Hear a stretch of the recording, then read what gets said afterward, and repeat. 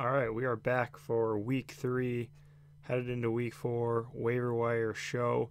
This is going to be an extremely short episode.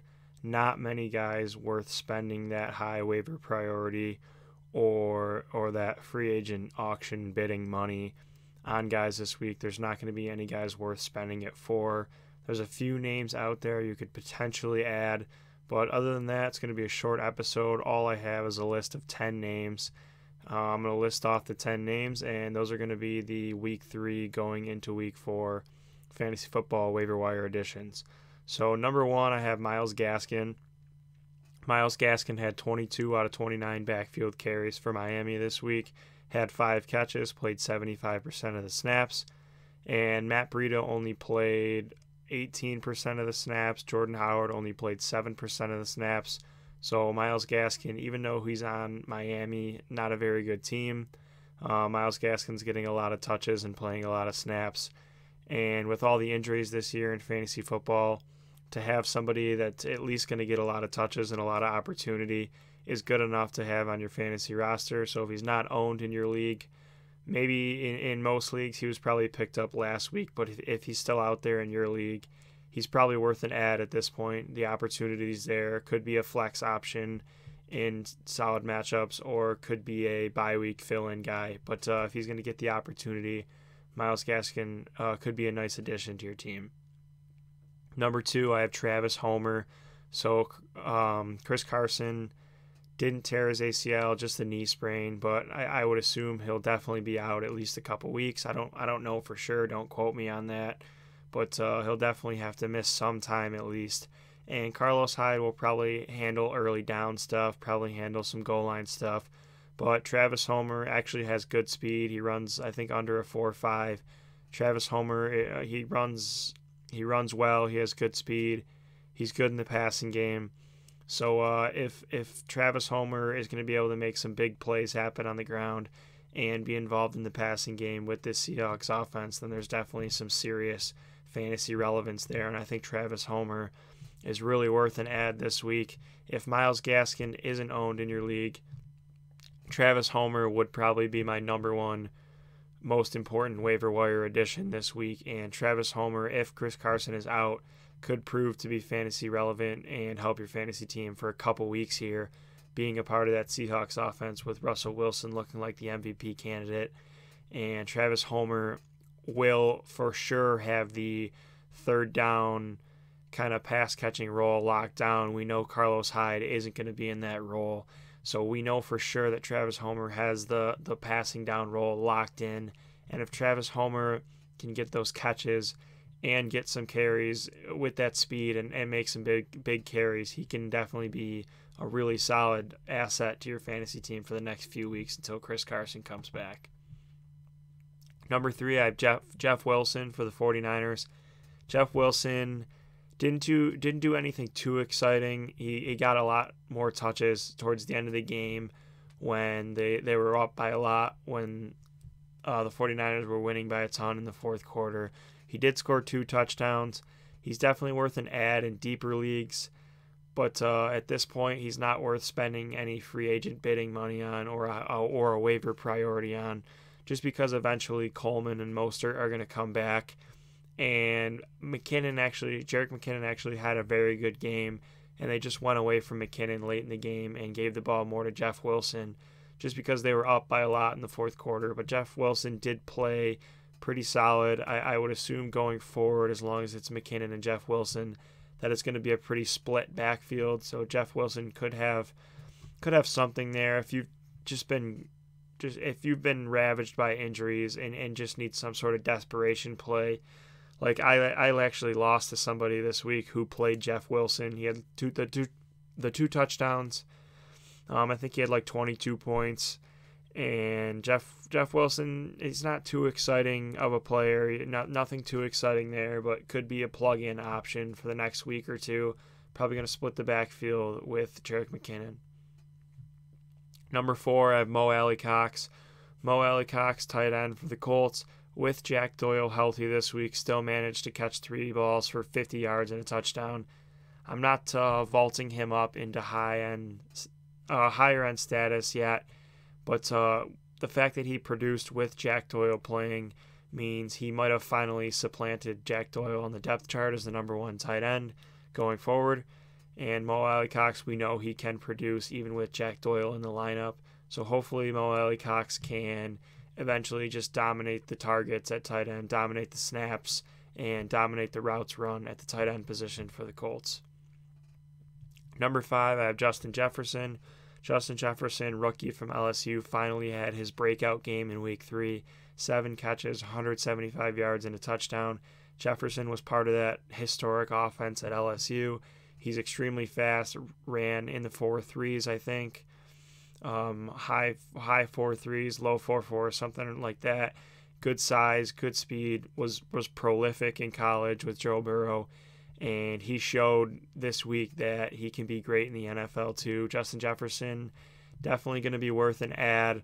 At this point, Justin Jefferson is going to be locked in as the number 2 for Kirk Cousins.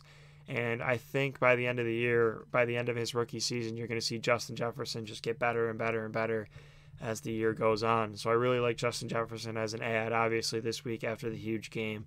But I think he's actually going to be able to return some fantasy value now that he's broken out, just because there's really not that many guys getting touches or targets in Minnesota. It's just Dalvin Cook. It's just Adam Thielen.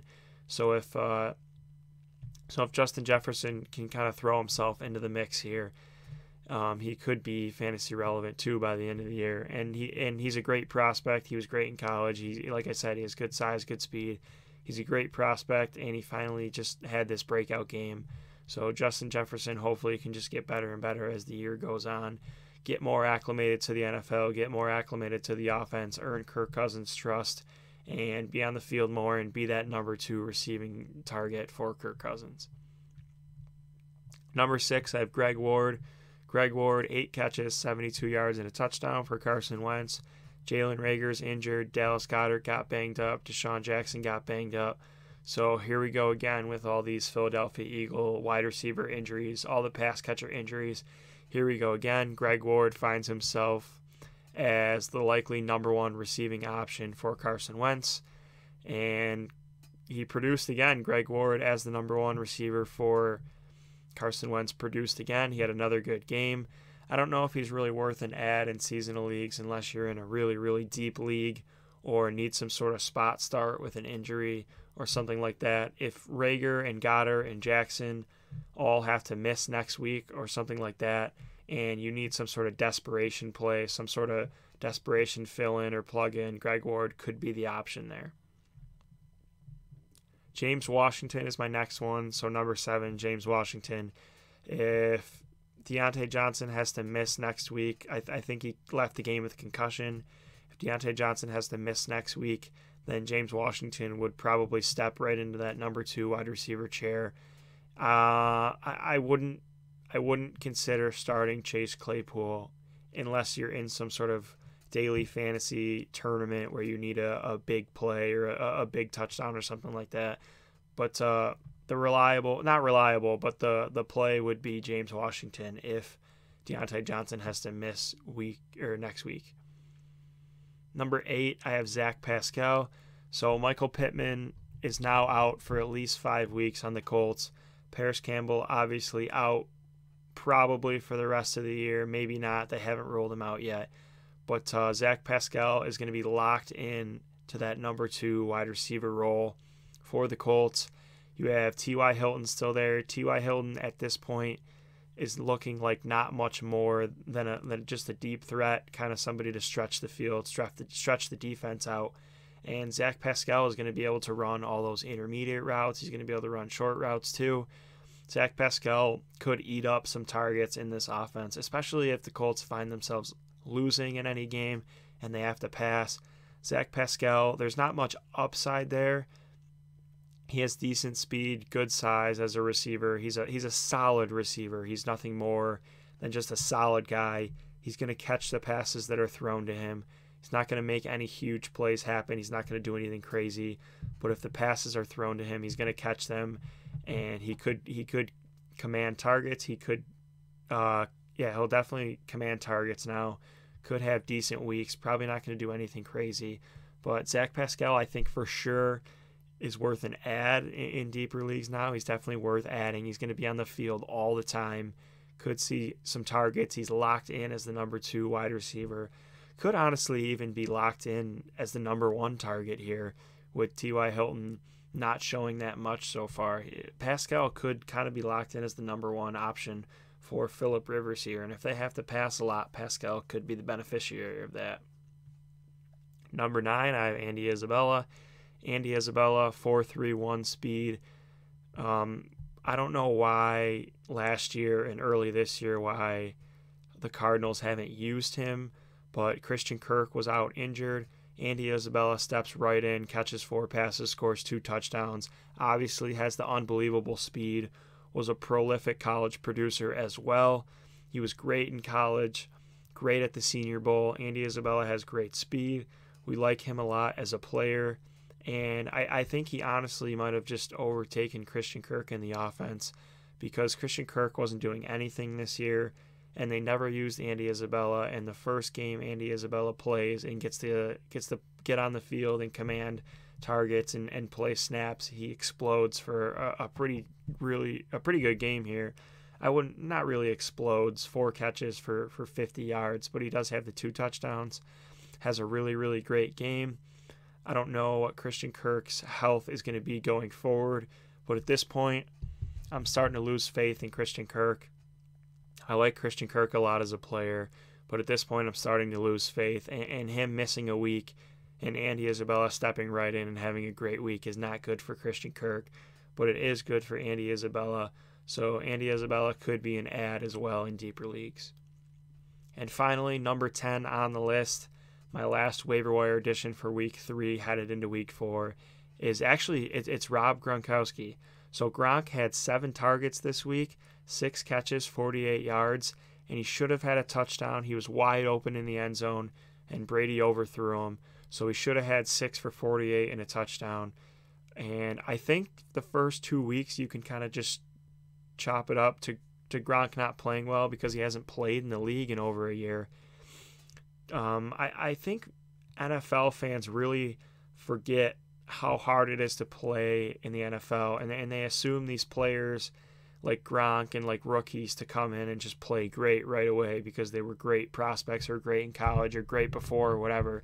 Obviously, Gronk was great before. Obviously, Gronk was playing as one of, if not the best tight ends in the history of the NFL. But when you take time off, it takes some time to get back into the swing of things. It takes time to get back into it, to get used to the NFL again, to get back to game speed, to game conditioning. So those first 2 weeks, you didn't see Gronk do too much. You heard that quote from Gronk saying he was just brought in to block, but that's definitely not true at all. Gronk was not brought in just to block. He was brought in to be a receiving option, to be a red zone weapon. And after those first 2 weeks, people were dropping him. He wasn't doing anything. He was an afterthought. And now in this 3rd week, yeah, it was against Denver, but now in this 3rd week, you see Gronk getting 7 targets, catching 6 of them, should have had a touchdown. And if you see this trend continue, once Gronk gets back into the swing of things here, him and Brady could start getting it going again. And Gronk could end up being a good tight end by the end of the year. Keep your eye on Gronk. Definitely keep your eye on Gronk. Just the targets. If you look at the targets, he's getting targeted by Brady. Even though he hasn't played well, he's getting the targets, and he finally has a decent game here in week 3. So keep your eye on Gronk. I don't know if I would add him or rush to add him right now, but keep your eye on him. If he's going to keep getting targets like that, Gronk could end up being really good in fantasy football by the end of the season. And then just a bonus one here, number 11, a bonus one is keep your eye on Jalen Hurts as well. The Eagles, their next 3 games, I think, are the 49ers, Ravens, and Steelers. They're already 0-2. Just the Philly fans in Philadelphia are going to be fired up. They're going to be angry if the Eagles keep losing, if they somehow, with this schedule coming up, fall to 0-5-1 with all these great teams that they play. They almost lost to the Bengals. They tied the Bengals. Carson Wentz threw an interception that should have been caught. It wasn't an interception, but it should have been. It was dropped right in the Bengals defender's hands in overtime. That would have been in field goal range. Otherwise, the Bengals would have won the game probably if they make the field goal. But Carson Wentz is not playing well. He has no weapons again. And if he keeps losing, Philly fans are going to get angry. They're going to want to see Jalen Hurts. Jalen Hurts, he has that rushing upside that's awesome in fantasy football. And just keep your eye on it. Keep your eye on it. Maybe get out in front of it in the next, not now, maybe in the next 2 weeks, 2 or 3 weeks. Keep an eye on it. Maybe get out in front of it. Add Jalen Hurts. Could end up possibly being a league winner with that rushing upside, and maybe he gets Jalen Reagor back halfway through the year by the end of the year. Maybe some guys get healthy by the end of the year, and maybe Jalen Hurts comes in and Jalen Hurts can be a league winner in fantasy football. All right, not much going on in week 3, headed into week 4. Not too many waiver wire additions. There was 10 plus one more, so 11 names I laid out for you. None of them are really worth any sort of waiver priority or free agent auction bidding. The number one guy that I would spend a waiver priority on or money in my free agent auction would be Travis Homer. It's obvious you're going to want pieces of this Seattle offense at this point. So with Chris Carson going down, Travis Homer would be my number one most important priority add through the week. And then I would keep my eye on Gronk, keep my eye on Carson Wentz and Jalen Hurts. And then Justin Jefferson is another huge add for the week too, after that huge breakout game. So thank you very much for listening. I will be back next week, headed into week 4 for the Waiver Wire show. And either this week or next week, I'm going to try and get out an episode or a podcast on buy low, sell high guys, or just a trade in general, fantasy football episode. Guys you want to be trying to acquire at this point, buying low on, guys you might want to sell high on, things of that nature, some trades you want to make here going forward. So thanks again for listening. Tune in next week for those episodes.